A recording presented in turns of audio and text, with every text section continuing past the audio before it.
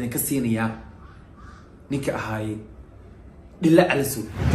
dhalinyaro fara badan oo Soomaaliyeed oo maanta magaalada Nairobi hooyo ku haysanin aaba ku haysanin. Assalaamu calaykum waraxmatullaahi tacaala wabarakaatuhu. kulanti wacan wanaagsan daawadayaashana qiimaha qadriinta mudan dhammaan meel baa caalamka joogtaan. waxaan hawada si toos ah idinkagu soo marinayaa salaan ka soo go'day kashki iyo laabta, sanbabka, xabadka, wadnaha, lafaha, qalbiga, maskaxda ila igoosaha. waa one and only iskrika ka bum ashkubaaba inda. asxaabay waa ogahay inaad in badan wada sugayseen, aan sugayseen maalinkan, aan sugayseen videogan, aan ogahay inaad daawo rabtid, haddaad fadhi ku daawo rabtid, haddaad istaag ku daawo rabto, inaad videogan daawo rabtid waa ogaa. waa tahay horta aad iyo aad ayaan idinkagu mahadcelinayaa. meesha aan u malaynaya inay ii taagan tihiin meel kasii sarreysa ii istaagteen. okay, shayga ugu horeeya aan ku mahadcelinaya waa Allah subxaanahu wa tacaala oo maanta caafimaad taam ah ii gartay, weliba ii sii gartay inaan maanta aan bartaan video kusoo duubo. si qaas ahna waxaan ugu mahadcelinayaa inta walaalahay ah, bulshada Soomaaliyeed, walaalahayga Soomaaliyeed, hooyooyinkeena, aabbayaasheena oo nagu si qaas ah, si mataqaanaayo hal wadna ah iigu soo duceeyey. ducadiina waa lii aqbalay. wallaahi been idiinma sheegaye, ducadiina in la ii aqbalay waxaan ku gartay marka aan 3 maalin marayay wejigayga si toos ayuu noqday. sida aan ahaa weliba si kasii qurxoon noqday. okay aan noqday, you know, caafimaadkayga inti shalay hadduu taagnaa 50% 80% uu soo istaagay. maxaa yeelay waxaasi dhan waa ducadiina. si kaleeto oo gooni ah waxaan halkani ugu mahadcelinayaa dhalinyarta matalayso SYL, Cabdifataax Boodhari, Yaasiin Haliyey, Cimraan, walaalahayga inta isoo garab istaagtay social media, isoo garab istaagtay oona ka soo hadashay arrinkayga si xaq ah oona cabsi ku jirin kaga soo hadleen. wallaahi runtii Soomaali shaleeto waxaan u maleynayaa inay meel dhexdhexaad ay taagan yihiin, balse laakiin waxaan maanta ogaaday in ay meel sare aan ka taaganahay dhankooda. qof waliba oo Soomaali sax ah. waxaan filayaa in aad maanta aad sugaysaan hadalkan idinku sii dheeraynayay. waxaan filayaa inaad sugayseen arrimahan inaan ka hadlo. intee xaaladayda maraysaa, intee wax arrimahayga ku dambeeyeen, ma si wanaagsan bay ku dambeeyeen, still garban dhanka Soomaalida ugu baahanahay. dad badan ayaa sugayay maalinkan. horta inta isoo garab istaagtay, walaaltinimo isoo garab istaagtay, isoo duceysay, ilaahay uu ii ajiibay. adnankana ilaahay mataqaanaayo ajri xasanaad ilaahay ha idinka siiyo. asxaabay waxaa jirto intaan maanta muuqaalkan duubin, muuqaalo fara badan oo TikTok ah ayaan soo duubayay maalmahanba. muuqaalka TikTok markaan soo duubayay waxaan arkayay dhalinyaro badan oo mataqaanaayo oo soo caytamayay. dhalinyaradaasina wax kale uma caytamaynin, qaarkood kama aan xumaan. always kuwa waxaa jirta fiiriya dadka intay u badan yihiin, intee loo badan yahay. marka haddii arkaan in dhanka cayada loo badan yahay, dhankaas iskaga beeraan. kuwana waxaa jirto xumaan imay sacaynaynin, balse laakiin waxay rabeen inay ogaadaan xogteyda step by step, in ay la socdaan.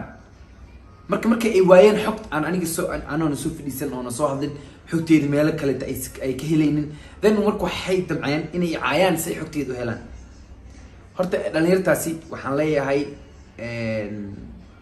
waa caafimaad qabaa, xogteydana meel fiican ii maraysaa. marka waxaa jirto dad baa yiri niyow haddii aad Dhilla Calisow mar dambe aad afkaaga la soo geshid saan isi ka daran ayaa kugu dhacayso. ana horta nin cabsada ma ihi, nin baqo ma ihi. haddaan ahay nin baqo, habeenkaasi waxaa ii furnaa jaanisi fara badan aan ku cararo. haddaan ahay qof cararaayo, jaanisi fara badan oon ku carara ii furnaa. ragtinimadeyda waxaa tusaale u ah in oo mataqaanaa qof dhalinyarada Soomaaliyeed ee malag ahaan oo cabsoodaan in aan soo fadhiisto anoo cadeemo wato baraha bulshada soo dhig ragtinimadeyda maanta si toos ah waxa u og kuwa maanta ani ila dagaalay way ogeen inay rag la dagaaleen isma taqaanaayo cunug yaro oo adi oo iska basiid ay isla dagaaleen ko dagaalkaansi way yaqaaneen ilaa hadda aniga bid iga dam qasiisa jirto ani horta qabiil imuus soo qaadin Sharma Boy ee deeq darajo hadii waa rag walaalahay yes ma diidani hadii aan gooni u dhigo waxa ka daran Sharma Boy ee deeq darajo dhalinyaro fara badan oo Soomaaliyeed oo maanta magaalada Nairobi hooyo ku haysanin aaba ku haysanin tol ku haysanin qaraabo ku haysanin codkooda uu cod dheer ahayn oo micnaha qof social media ku jira oo bulsho ku xiranta ahayn oo la dhibaateynayo aan aniga marqaadka ka ahay waxaan maqal ku arkay iyo waxaan gobjoog ka ahaaba dhalinyaro fara badan ayaa magaalada Nairobi lagu gumaaday lagu ciilay lagu silcinay dadka silcinayna maysa ahayn dawlad maysa ahayn qabiil ee waxay ahaayeen dad calooshtood u shaqaystayaal ah dhalinyaro isu kaashatay just inay calooshood u shaqaystaan magaca qabiil haleeyaan hebel baan ka dhashay loo leeyahay hebelku ka dhashan had maanta hadii aan dhaladana u jeedin waxa la koodin waa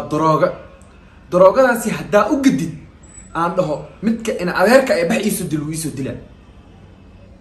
waxay ijaafeenayaan magac qabiilad waxay ijaafeenayaan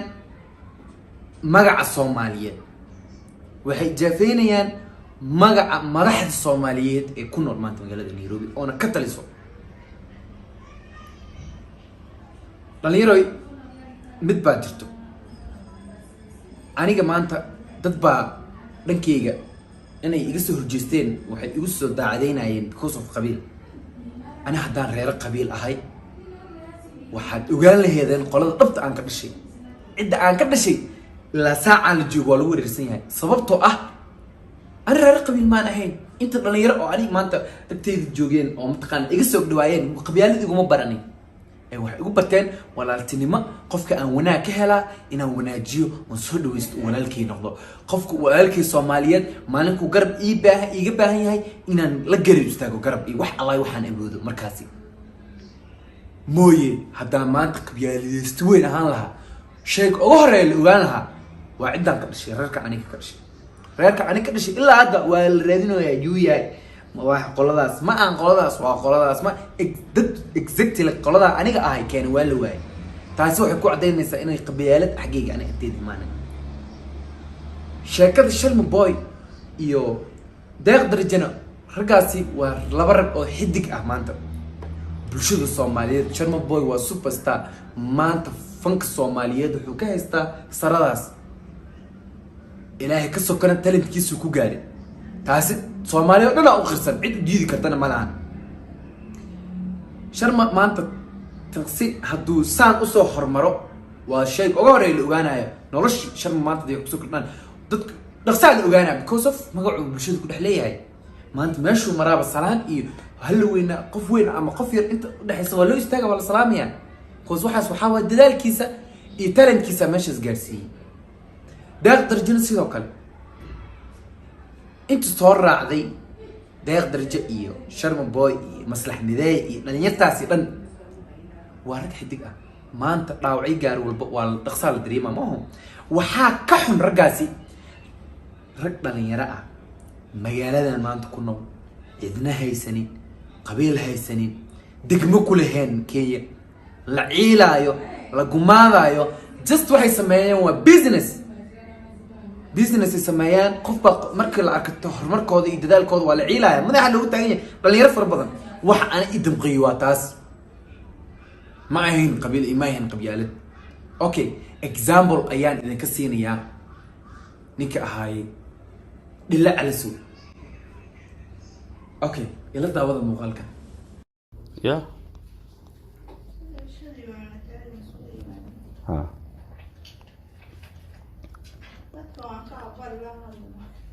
Ya.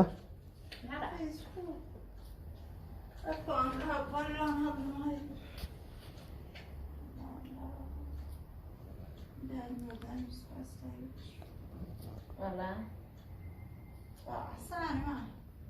Ang drink drogadan chap ayan. Ha. ninkaan ujeedaan gabar foorarsanaysa maanta futadeeda duubaayo way foorarsatay waxay soo qaadanaysaa duubaayo gurigiisa ku dhex duubaayo